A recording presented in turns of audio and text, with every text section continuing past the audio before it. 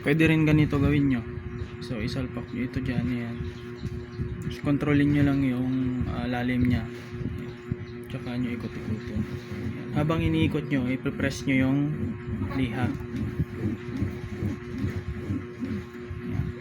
Makikita nyo, ayan,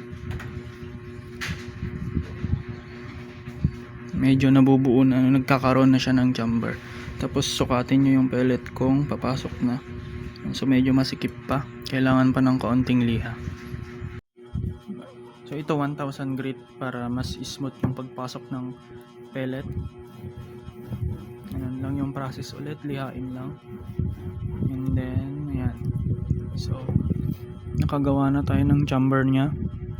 Test natin yung meter. Ito yung meter, dapat smooth yan. Yan,